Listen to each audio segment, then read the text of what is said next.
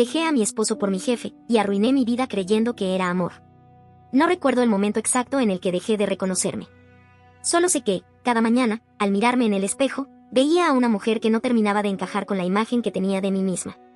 Me llamo María, tengo 35 años, y hace tiempo que la sonrisa que me devuelve el reflejo ya no es sincera.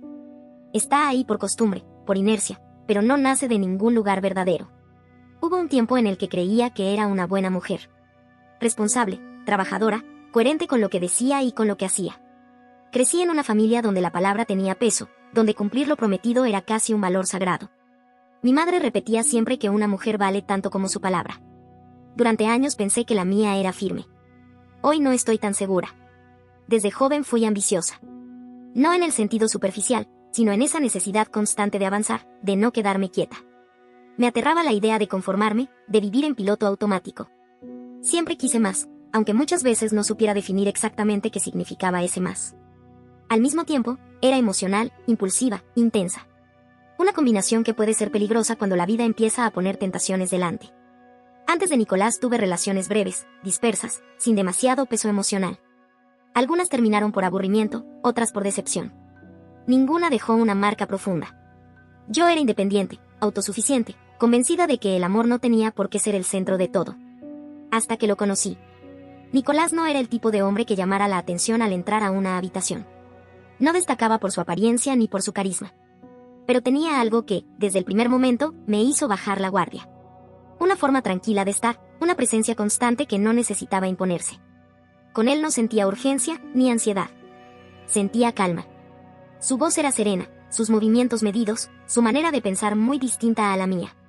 Yo hablaba rápido, sentía rápido, reaccionaba rápido. Él escuchaba. Observaba. Respondía después de pensar. Y, sin darme cuenta, empecé a encontrar en esa diferencia un refugio. En ese momento yo trabajaba en una pequeña agencia de publicidad. El sueldo no era alto, pero disfrutaba lo que hacía. Crear, imaginar, transformar ideas en algo concreto me hacía sentir viva. Nicolás, en cambio, era ingeniero civil. Todo en su mundo parecía tener una estructura clara, números precisos, planes a largo plazo. A veces su necesidad de control me irritaba, pero también me hacía sentir segura. Durante mucho tiempo me sentía afortunada. Compartíamos un departamento pequeño, una rutina sencilla, pero nuestra. Desayunábamos juntos, hablábamos de nuestros días, planeábamos viajes que siempre posponíamos por dinero, nunca por falta de ganas. Yo pensaba que eso era amor, elegir quedarse, incluso cuando no todo era emocionante. No sabía entonces que la estabilidad, cuando se confunde con quietud, puede empezar a pesar. Al principio fue casi imperceptible. Una sensación vaga, difícil de explicar. Como si algo dentro de mí empezara a pedir más aire. Más estímulo. Más reconocimiento. Yo seguía amando a Nicolás, o al menos eso creía, pero empecé a sentir que algo me faltaba, aunque no supiera ponerle nombre. Y cuando la vida decidió ofrecerme ese algo, envuelto en una forma que parecía inofensiva, no supe apartarme. Conocí a Nicolás, mi futuro esposo, en el lugar menos romántico posible, una oficina de correos. Yo estaba de mal humor, apurada por enviar un paquete urgente del trabajo, atrapada en una fila interminable y con el sistema caído. Él estaba delante de mí, sosteniendo un sobre marrón, mirando el reloj con la misma impaciencia contenida. Hice un comentario sarcástico sobre lo lento que iba todo. Él soltó una risa baja, genuina, y giró apenas la cabeza. Tenía unos ojos color miel, tranquilos, atentos. Me respondió algo simple, casi banal, sobre la paciencia. Yo le contesté con ironía. Y sin planearlo, empezamos a hablar. Nada trascendental. Nada profundo. Solo una conversación ligera para matar el tiempo. Pero cuando por fin salimos de ahí, me invitó a tomar un café, como una forma de compensar la espera. Acepté sin pensarlo demasiado. Esa primera cita fue tranquila. No hubo fuegos artificiales ni promesas implícitas. Hablamos de trabajo, de familia, de lo que queríamos para el futuro. Lo que me sorprendió no fue lo que decía, sino cómo escuchaba. Prestaba atención de verdad. Recordaba detalles. Preguntaba sin interrumpir. No tardamos en volver a vernos. Con el tiempo, nos fuimos colando en la rutina del otro. Me gustaba su manera de cuidar las cosas, de cuidarme. No con grandes gestos, sino con actos pequeños y constantes. Notas en la nevera, té caliente cuando estaba enferma, acompañarme aunque estuviera cansado. Él me enseñó lo que era la estabilidad. Me mostró que el amor también puede ser silencio compartido, presencia sin palabras. Al mudarnos juntos, sentí que todo encajaba. A veces lo miraba dormir y me invadía una calma tan profunda que me asustaba perderla.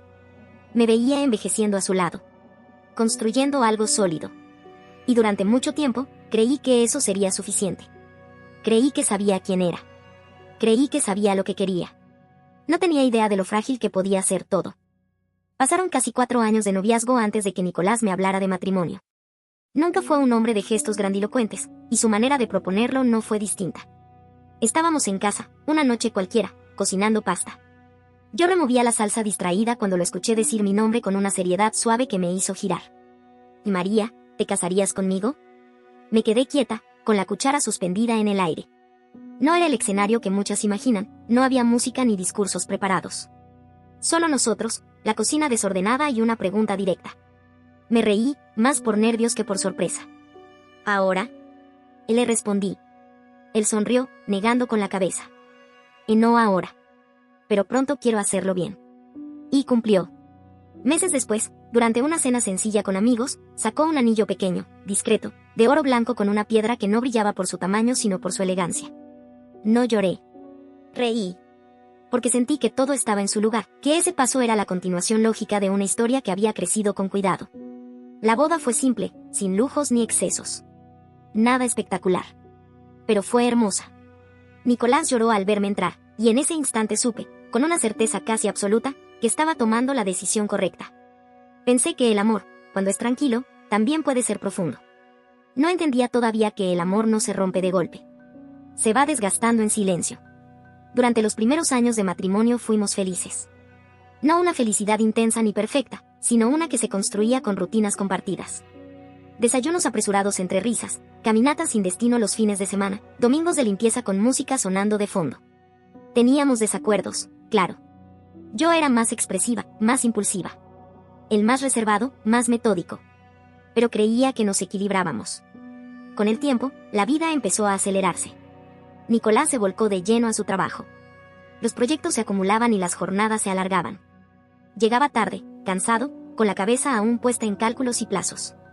Yo, por mi parte, seguía creciendo en la agencia. Después de casi 7 años, llegó un ascenso que trajo consigo más responsabilidades, más presión y también algo que no supe medir, reconocimiento.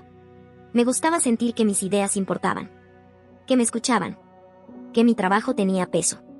Pero mientras yo avanzaba, empecé a sentir que lo hacía sola. Nicolás me apoyaba, sí, pero no entendía del todo el mundo en el que yo me movía. Cuando le hablaba de campañas, de clientes difíciles o de propuestas nuevas, asentía con cariño, pero su atención parecía siempre dividida. Suena importante, amor, me decía. Me alegra que te vaya bien. Lo decía con afecto, sin mala intención. Pero yo sentía una distancia que no sabía cómo nombrar. Recuerdo una noche en particular. Llegué tarde, agotada, con el maquillaje corrido y una frustración que me pesaba en el pecho. Había tenido una reunión terrible. Encontré a Nicolás dormido en el sofá, la televisión encendida y los platos de la cena aún en la mesa. Me quedé mirándolo unos segundos, y algo dentro de mí se tensó. No fue enojo. Fue otra cosa. Una mezcla incómoda de cansancio y una sensación que me sorprendió por lo fea que era. Envidia. Envidia de su calma, de su manera de vivir sin esa necesidad constante de validación.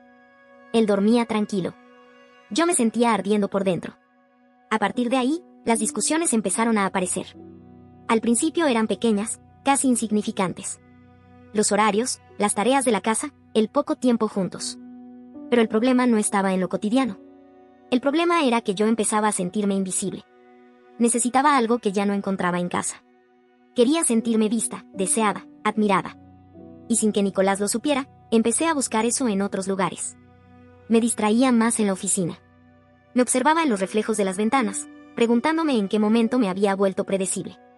Fue entonces cuando Facundo apareció. Su llegada a la agencia alteró el ambiente de inmediato. Era el nuevo director regional, contratado para reorganizar equipos y exigir resultados. Desde el primer día su presencia se hizo notar. Alto, seguro, con una sonrisa medida y una mirada que parecía evaluar todo a su alrededor. No era solo atractivo. Era dominante en su forma de estar. Su voz, su postura, la seguridad con la que hablaba, todo en él transmitía control. Y lo peor fue darme cuenta de que lo había notado. Desde ese momento, algo empezó a moverse dentro de mí. Algo que no quise reconocer. Desde el primer día supe que Facundo no era un jefe más. No solo por el cargo, sino por la manera en que ocupaba el espacio. Caminaba por la agencia con una seguridad que imponía silencio, como si cada paso suyo obligara a los demás a enderezarse. Observaba mucho, hablaba poco, y cuando lo hacía, todos escuchaban. Yo intenté mantenerme al margen. Me repetí que era solo atracción superficial, curiosidad, nada más. Pero Facundo parecía tener un radar especial para detectar miradas sostenidas, silencios incómodos, gestos mínimos. Y no tardó en dirigirse a mí. Al principio fueron comentarios estrictamente profesionales. Correcciones puntuales, observaciones certeras sobre mis presentaciones, preguntas inteligentes que demostraban que realmente prestaba atención a lo que hacía. Eso ya era nuevo para mí. En casa, mis logros se celebraban con afecto, pero sin profundidad. Con él, cada palabra tenía peso. Excelente enfoque, María, me dijo después de una reunión. No todos saben comunicar ideas complejas con tanta claridad. Sentí una punzada de orgullo que me recorrió el cuerpo. Sonreí, agradecida, fingiendo que no significaba nada. Pero lo significaba. Con el tiempo, los comentarios empezaron a cambiar de tono. Seguían siendo sutiles, cuidadosos, siempre lo suficientemente ambiguos como para no cruzar una línea clara. Observaciones sobre mi energía, sobre mi manera de expresarme, sobre cómo lograba mantener el ritmo en jornadas largas. Nunca grosero. Nunca directo. Siempre calculado. Y yo lo esperaba. Me arreglaba más los días en que sabía que lo vería. Elegía la ropa con una atención que hacía tiempo no ponía. Cuidaba el perfume, el cabello, los detalles. Me decía que era profesionalismo, pero en el fondo sabía que no lo era. Me detestaba un poco por eso, aunque no lo suficiente como para detenerme. Las reuniones con Facundo se convirtieron en el punto alto de mis días. Salía de ellas con una energía que no recordaba haber sentido en años.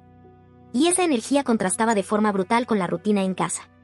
Nicolás lo notó antes de que yo estuviera dispuesta a admitirlo. «Estás distinta», me dijo una noche, mientras cenábamos. «Más lejos». «Es el trabajo», respondí rápido. Cambió todo con el nuevo director. Él asintió, confiado. Nunca fue un hombre celoso. Jamás me pidió explicaciones ni puso en duda mi palabra. Esa confianza, que antes me parecía una virtud inmensa, empezó a pesarme como una carga. Facundo empezó a buscarme fuera del horario laboral. Mensajes para repasar detalles que podían esperar, llamadas para aclarar ideas que se extendían más de lo necesario. Con el tiempo, las conversaciones dejaron de ser solo laborales. Me habló de su divorcio, de su dificultad para confiar en la gente, de la soledad de los hoteles y los viajes constantes. Lo hacía con una voz baja, casi íntima, que me hacía sentir elegida. Como si yo fuera la excepción. Yo escuchaba. Comprendía. Me involucraba. La culpa estaba ahí, constante, pero también lo estaba algo más fuerte, la sensación de estar viva. De ser importante. De ocupar un lugar que no se diluía. Una tarde, después de una presentación que salió mejor de lo esperado, se acercó a mi escritorio cuando la mayoría ya se había ido. ¿Sabes algo, María?, y dijo, inclinándose apenas. Si tuviera un equipo entero como tú, el trabajo sería perfecto. Estaba demasiado cerca. Sentí su perfume, su presencia, el silencio espeso de la oficina casi vacía. No respondí. No pude. En ese instante entendí que algo dentro de mí había cambiado de forma irreversible. Esa noche llegué a casa con el corazón acelerado. Nicolás me esperaba con una copa de vino y una conversación tranquila. Yo asentí, sonreí, respondí lo justo. Pero mi mente estaba en otro lugar. En esa mirada, en ese tono, en cómo alguien me había hecho sentir vista otra vez. Los días siguientes fueron un juego silencioso. Miradas sostenidas en reuniones, palabras cargadas de doble sentido, roces breves que me dejaban temblando. Todo cuidadosamente envuelto en una apariencia de normalidad. Hasta que una tarde, cuando la oficina quedó vacía, Facundo me pidió que me quedara para revisar una propuesta. El silencio, la luz artificial, la tensión acumulada durante semanas. Todo estaba ahí, esperando. María, dijo con voz baja, ¿qué estamos haciendo? Sonreí, nerviosa, sin responder. Él dio un paso hacia mí. Yo no retrocedí. No nos besamos esa vez. No hubo contacto.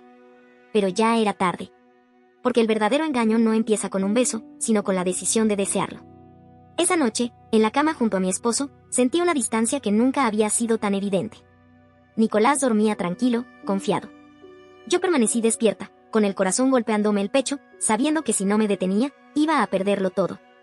Y aún así, no me detuve. La línea se cruzó una tarde de lluvia. No hubo un gran plan ni una decisión solemne. Fue una suma de cansancio, deseo acumulado y silencios mal gestionados. Ese día la jornada en la agencia había sido agotadora. Un cliente difícil, cambios de último momento, discusiones tensas. Cuando por fin terminamos, Facundo se acercó con esa calma suya que siempre parecía llegar cuando todo lo demás estaba desbordado. «Vamos a tomar algo», me dijo. «Necesitamos despejar la cabeza y ordenar ideas». Acepté sin pensar demasiado. Me convencí de que era trabajo, de que no pasaría nada. Fuimos al bar del hotel donde se hospedaba. Recuerdo cada detalle con una claridad que todavía me incomoda, el sonido constante de la lluvia golpeando los ventanales, la luz tenue, el olor a café mezclado con alcohol caro. Nos sentamos uno frente al otro, con una distancia que parecía correcta, pero que se fue acortando sin que ninguno lo notara. Hablábamos de proyectos, de objetivos, de errores del día.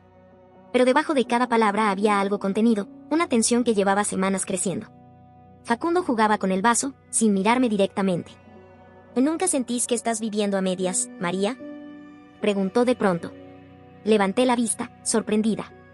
¿A qué te referís? A hacer siempre lo correcto. Lo esperado. Pero no lo que realmente se desea. Tragué saliva. Sentí que esa frase me atravesaba. No respondí enseguida. El ruido de la lluvia llenó el espacio entre nosotros. Entonces levantó la mirada y me sostuvo los ojos. No fue una mirada amable. Fue intensa, directa, peligrosa. En ese instante, todo lo que yo creía ser empezó a tambalear. No sé quién se acercó primero. Solo recuerdo el sabor del whisky, su respiración cerca, el latido desbocado en mis oídos. Cuando sus labios tocaron los míos, no hubo ternura. Fue hambre. Necesidad. Algo que llevaba demasiado tiempo contenido. Sabía que estaba mal. Lo sabía con una claridad dolorosa. Y aún así, no me detuve. Esa noche no volví a casa. Le envié un mensaje breve a Nicolás diciendo que estaba muy cansada y que me quedaría en lo de una compañera. Mentí sin esfuerzo. Sin temblar. Eso fue lo que más miedo me dio después. A la mañana siguiente, frente al espejo del baño del hotel, me observé como si fuera otra persona. Había una parte de mí que se sentía viva, poderosa, deseada. Y otra que se sentía sucia, vacía, irreconocible. Pero la primera hablaba más fuerte. Cuando volví a casa, encontré a Nicolás dormido. Se giró apenas al sentirme y me rodeó con el brazo, como si todo siguiera en orden. Me besó la frente y murmuró que me había extrañado. Ese gesto me partió algo por dentro. Cerré los ojos, deseando poder borrar lo ocurrido. No pude. Los días siguientes se convirtieron en una actuación constante. Trabajaba junto a Facundo, lo veía todos los días, y lo nuestro pasó de ser un error aislado a una relación secreta. Nos escondíamos entre reuniones, en su auto, en hoteles alejados de la ciudad. Todo era intenso, apresurado, cargado de adrenalina. Cuanto más me entregaba a eso, más me alejaba de Nicolás. Dejé de hablarle de verdad, de escucharlo. Nuestra casa se llenó de silencios y ausencias. Él intentaba acercarse, pero yo ya estaba en otro lugar. En un mundo donde me sentía deseada, importante, necesaria. Un mundo brillante, pero falso. Una noche me esperó despierto. ¿Pasa algo?, me preguntó con voz serena. No, respondí. Solo estoy cansada. Me miró largo rato. Ya no estás acá, María. No sé dónde te perdiste, pero no sos la misma. No supe qué decir. Esa noche lloré en silencio, sabiendo que lo estaba destruyendo. Y aún así, al día siguiente, volví a buscar a Facundo. Porque el deseo tiene una forma cruel de convencerte de que lo prohibido es exactamente lo que te falta. No sé en qué momento exacto empecé a pensar seriamente en dejar a Nicolás. No fue una decisión clara ni una conversación interna honesta. Fue más bien una acumulación de vacíos, de silencios que ya no me incomodaban porque me había acostumbrado a ellos. Cada día me resultaba más difícil estar en casa. Todo me parecía pesado, repetitivo, ajeno. Cosas que antes me daban tranquilidad empezaron a irritarme. Su forma pausada de hablar, su rutina meticulosa, incluso su manera de sentarse a cenar en silencio después de un día largo. No era justo, lo sé ahora, pero en ese momento mi percepción ya estaba contaminada. Yo necesitaba justificar lo que estaba haciendo, y para eso tenía que convencerme de que algo estaba roto desde antes. Facundo ocupaba cada vez más espacio en mi cabeza. Su voz, sus mensajes, la expectativa de verlo. Con él todo parecía intenso, urgente, cargado de significado. Al lado suyo, mi vida con Nicolás me parecía gris. No porque realmente lo fuera, sino porque yo ya no estaba dispuesta a mirarla con honestidad. Las discusiones con Nicolás se volvieron más frecuentes. No eran grandes peleas, sino roces constantes, comentarios cortantes, reproches mal disimulados. Yo estaba siempre a la defensiva, como si cualquier pregunta fuera un ataque. Casi no te veo, me dijo una noche, con un cansancio que no era solo físico. Y cuando estás lejos. No supe qué responder. Tenía razón, pero admitirlo implicaba enfrentar todo lo que estaba evitando. Así que opté por empujar más. Y necesito espacio, le dije. No me siento yo misma. Me miró confundido, intentando entender. ¿Despacio? Repitió. Pero si ya casi no compartimos nada, María. Sus palabras me golpearon más de lo que quise admitir. Aún así, no retrocedí. Me aferré a esa idea como si fuera una salida legítima, una explicación suficiente para el caos que yo misma había creado. Durante las semanas siguientes convivimos en una especie de tregua tensa. Yo llegaba tarde, salía temprano, evitaba las conversaciones profundas. Él, en cambio, intentaba acercarse con pequeños gestos que yo ya no sabía recibir. Cada intento suyo me hacía sentir más culpable, más atrapada. Un mes después, decidimos separarnos. No hubo gritos ni escenas dramáticas. Firmamos los papeles casi en silencio, como dos personas que ya no saben qué decirse. Nicolás no lloró, pero su mirada lo dijo todo. Sabía. No necesitó preguntarlo. Yo no confirmé nada, pero tampoco lo negué. La verdad flotaba entre nosotros, pesada e inevitable. La última vez que lo vi fue frente al juzgado. Estaba lloviendo, como si el clima se empeñara en acompañar cada despedida importante de mi vida. Él me extendió la mano, formal, distante. Pero yo no pude. Lo abracé. Sentí su perfume, su cuerpo, esa familiaridad que había sido mi hogar durante años. Por un segundo quise decirle que me quedara, que me había equivocado, que todavía lo amaba. Pero no lo hice. Porque en mi cabeza ya había construido un futuro distinto. Un futuro con Facundo. Salí de ahí convencida de que había elegido bien. No sabía que lo peor todavía estaba por empezar. Al principio, estar con Facundo fue como vivir dentro de una fantasía cuidadosamente diseñada. Ya no teníamos que escondernos en la oficina ni medir cada gesto. Me llevaba a cenar a lugares elegantes, hablaba de mí con admiración frente a colegas, me hacía sentir a alguien especial, elegida. Yo absorbía esa atención como si hubiera pasado años sin aire. Creí, de verdad, que eso era lo que me había faltado. Que todo lo que había perdido tenía sentido ahora. Me repetía que el dolor de Nicolás era el precio inevitable de haber sido honesta conmigo misma. Una mentira más, pero en ese momento me resultaba cómoda. Sin embargo, fuera del entorno laboral, Facundo empezó a mostrarse distinto. Al principio fueron detalles pequeños, fáciles de ignorar. Comentarios irónicos, silencios prolongados, una manera de observarme que ya no era de admiración, sino de evaluación. Yo lo justificaba. Pensaba que era estrés, cansancio, su forma de ser. Pero la sensación no se iba.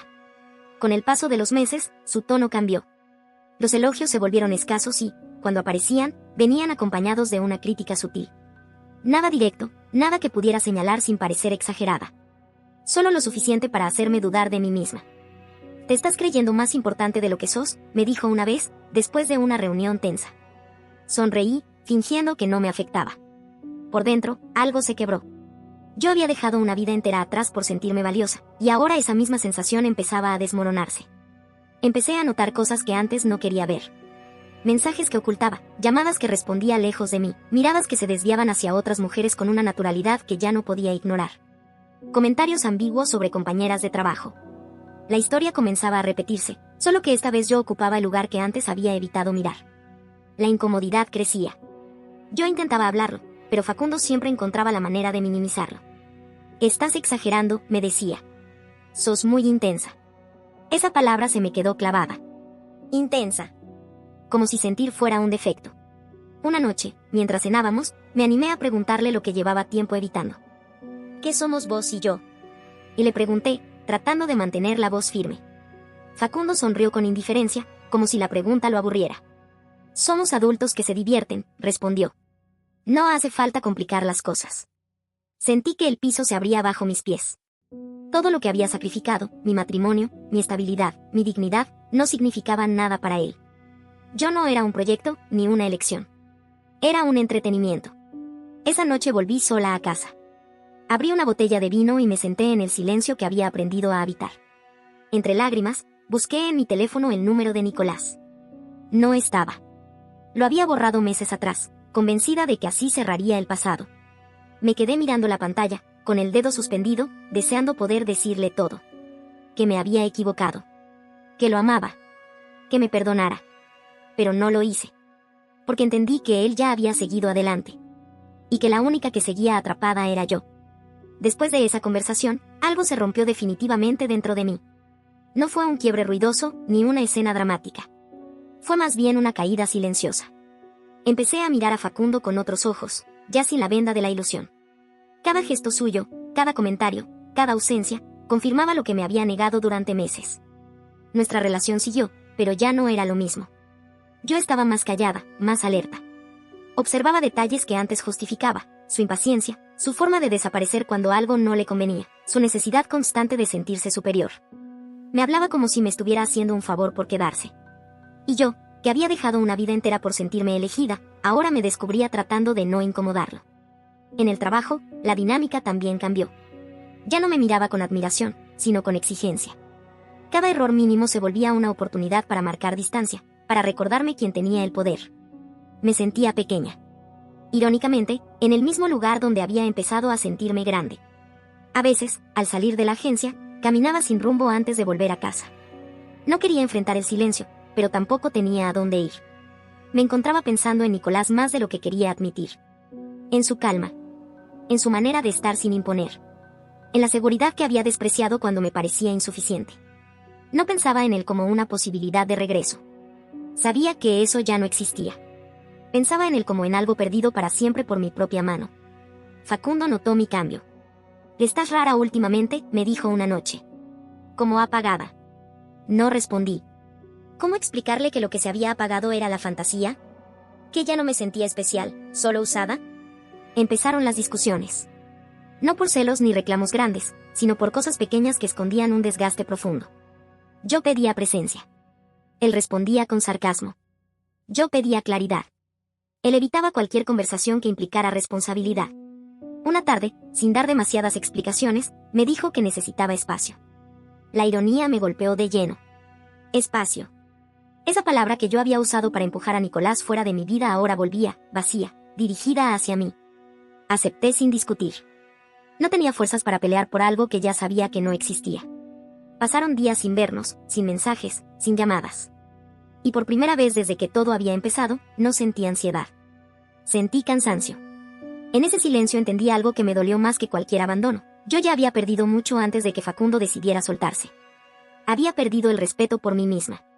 Había cambiado estabilidad por validación, amor por deseo, calma por ruido. Y ahora no tenía nada de eso. Solo me quedaba enfrentarme a la mujer que veía cada mañana en el espejo. Esa a la que había ignorado durante demasiado tiempo. El silencio que dejó Facundo no fue un golpe inmediato, fue un eco. Un vacío que se expandía lentamente, ocupando espacios que antes estaban llenos de ruido, de expectativa, de ansiedad.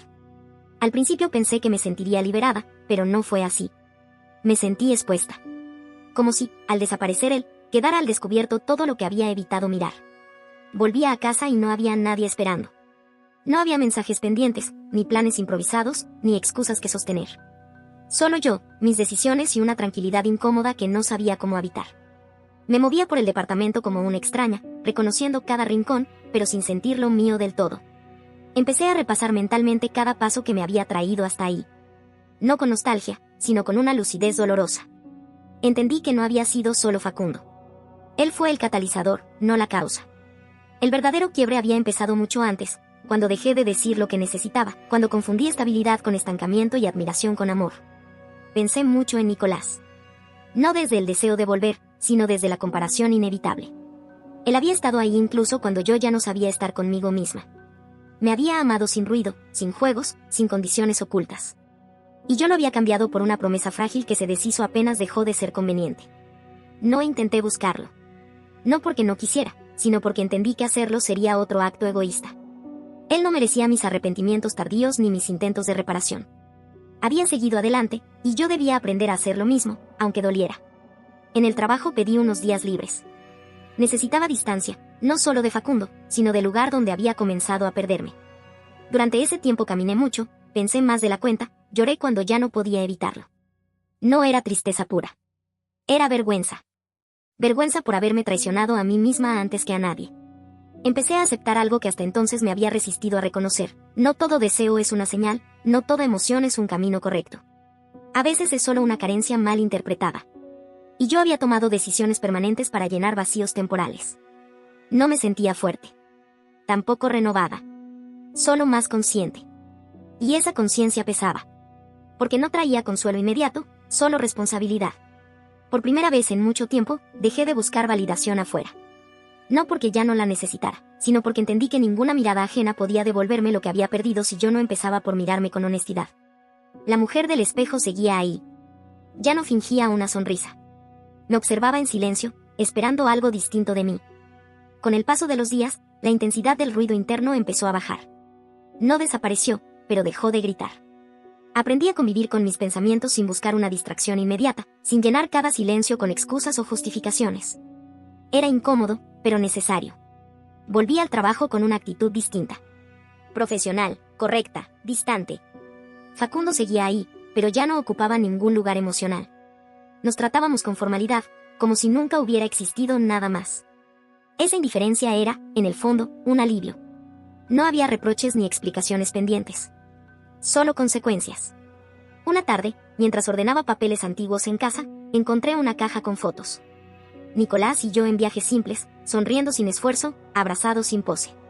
No sentí un impulso de buscarlo ni de llorar desconsoladamente. Sentí algo más sereno y más duro, aceptación. Había tenido algo valioso y no supe cuidarlo. No intenté reescribir la historia ni cambiar su final. Entendí que no todas las decisiones tienen reparación, y que asumirlas es parte de crecer. No me castigué más de lo necesario, pero tampoco me absolví. Aprendí a nombrar mis errores sin suavizarlos. Hoy sigo sola. No como castigo, sino como consecuencia. Estoy reconstruyendo mi vida desde un lugar más honesto, sin promesas grandilocuentes ni fantasías que tapen carencias.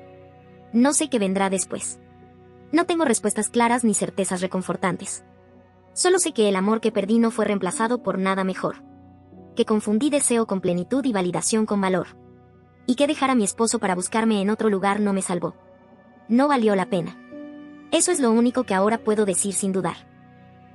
No olvides dejar tu opinión en los comentarios, dejar tu like y compartir este video.